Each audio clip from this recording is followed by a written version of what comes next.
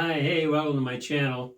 Today we're looking at my Colt 1911. This is an actual Colt. This was the Gold Cup international match. You see the thing's empty, and I have a couple of magazines for it. And I've shot this thing for quite a few years. I've had it for quite a few years. And I guess just the idea of having a Colt Gold Cup is just one of those things. And I got it for a pretty good price. You hear that a lot from me on here. And believe me, I'm not going to spend a ton of money for anything. I find these things fascinating. I'm not a real huge enthusiast for semi-automatic pistols. As a matter of fact, other than a 22 Browning Buckmark, this is the only one I have. I'm not really that good at shooting them either, as as you've already seen on the video. They're, they're clunky, for me. I have a hard time holding them, I don't care for the grip. You get that grip and you have to kind of cross your thumbs. I'm more of a kind of a guy that likes to really hold on to it, but with the slide and everything, you can't. The only thing I did to this pistol was I added this beaver tail on it, and the reason is the factory beaver tail did nothing. If you put your purchase high enough on here, this hammer would come back and smack you. Every time I shot the thing, I'd have a big bruise and a blood mark there. So I did invest in, I have the original, but I did invest in this beaver tail. It seemed to make a huge difference, and I can show you here, just how hard that trigger comes back. It comes back hard enough that it literally leaves a dent in the metal beaver tail. I tried different loads with this particular pistol. I chose to go with something that I could shoot cheap. As cast bullets. You can see in the picture here that's kind of what I'm shooting. I do have two sets of springs for this 1911. There's a softer, more target shooting friendly, and then there's a much stiffer spring for shooting, full power rounds on the thing. I have carried the pistol. I use this Black Hawk holster, and they have a lot of different ways that you can configure the way your gun would sit in the thing. So, you could slant it this way or that way, and it just kind of goes right into your pants. You don't need a belt or nothing. It just fits right in there. And one of the things I did like about it is that it locks in. You can't, someone just can't come up from behind you and grab it. And you hit the button, of course, it comes right out. That's kind of a cool deal. But as you can see in the pictures that I'm going to show you of it, over the years, it's wore the gun. It's got some wear marks on it, some bluing holster wear marks, and I use the things.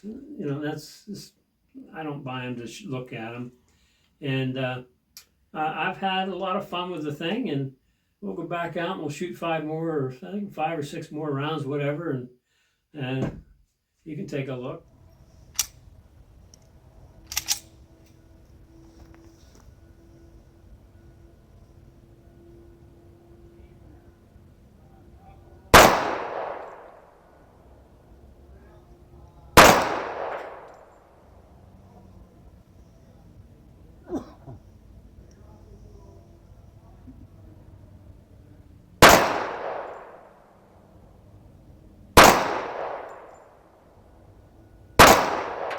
And as you can see, again, there's no major wow factor in me shooting the thing, that's for sure. Now, in full disclosure, I wanted to do just put the gun on a bench and just go ahead and, get a nice, good, solid rest and show you just exactly what this thing can do. And it'll put them all in pretty much the same hole. So what you're seeing is just poor shooting ability, not really what the pistol can do. These things shoot lights out. I mean, they're very accurate. The Series 70, this is a Series 70 model, they had the bushing that was on the barrel. Now, there's some give and take. There's some people that liked it, some people that say they broke, some people that switched. But, you know, they went to the Series 80, which had an extra mechanism in here for a safety. And it kind of slowed down. I think it slowed down the yeah, I'm not exactly sure. I looked it up, but I really don't remember. At one time, I did some research on it, but anyway, it wasn't all that popular. And in 2011 or whatever, I think they went back to the Series 70 style, although they were never completely alike again. So these, for collectors, are very sought after. This is, like I said, the Series 70, the original Series 70. And I did change the grips on it. The grips that I got with the pistol were all Pachmayr. They weren't wood grips at all. So I switched to these Pachmayr, half wood and half Pachmayr, because, you know, face it, you know, the thing does have some jump to it. And these are just more comfortable to shoot. So other than that, there's really not a whole lot more I can say about the Colt 1911 Gold Cup International Match, other than, hey, it's a blast to shoot. You lose just about every speck of brass that you shoot, pretty much. And luckily for me, over the years, I've picked up, you know, hundreds upon hundreds upon hundreds of empty brass. And the only caveat to doing that, and I had a short on this, is make sure that the primers are large. And if they're not, what I usually do on range brass is I'll bring it home and then I'll decap it all. And then I put a large pistol primer cleaner in there from RCBS, and it'll tell you right away whether it's right, if it's a small primer or a large primer. And I separate out the small primers into a bag, and maybe, you know, I got maybe 100 or so. If I ever get enough, I'll set my press up over here to do small pistol primers, small pistol primers. So, you know, you don't like crush one up in there. And, you know, the chances of it going off are, you know, they're there, but you know, it's just going to gum up the press and stop everything. You're going to have to take everything off, and that's kind of how it works. So that's my video on the Colt 1911 Gold Cup International Match. They're kind of a cool pistol. I like them. I'm glad I have one.